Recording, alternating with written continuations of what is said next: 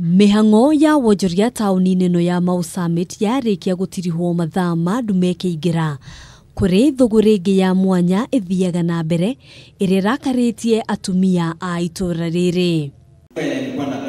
Marauga nĩ moĩ wega kũrĩa athuri ao moragĩra na aingĩ matihurũkagĩrĩra mĩciĩ-inĩ yao makĩria mũno hĩndĩ ya magetha, kuona mbeca cia thigino yao ciũragĩra mĩhuko-inĩ ya airĩtu na atumia arĩa matuĩte itũra rĩrĩ o ta Sodom na Gomora.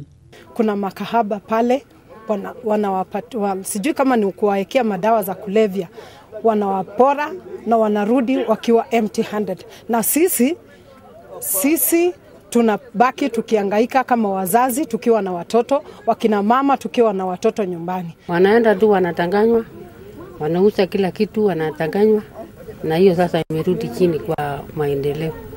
Agekĩra ũhoro ũyũ mũkonde, mũnini wa kamishna mwena ũyũ wa Kuresoi Felix Watakila augĩte nĩ megũtabania mũngũrũrio gũtigĩrĩra nĩ mahamũrithia arĩa othe makoretwo magĩtwarithia na mbere thũgũrĩ ĩno ya kwĩyendia kĩmwĩrĩ.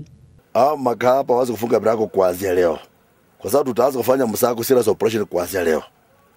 Kuna kwamba tunawatoa katika hiyo soko ya Total Trading Center. Kũringana na Watakila, thũgũrĩ ĩno nĩ ĩcũngĩrĩirie kũhagũka kwa ũgitĩri.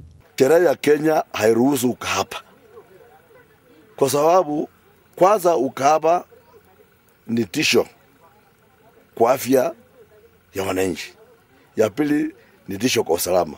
Iwapo tutaruhusu makahaba waendelee kufanya ukahaba,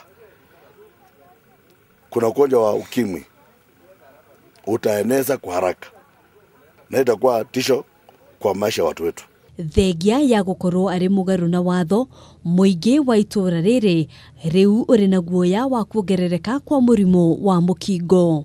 Handũ-inĩ ha Kameme TV, njĩtagwo Ngena wa Wandirwa.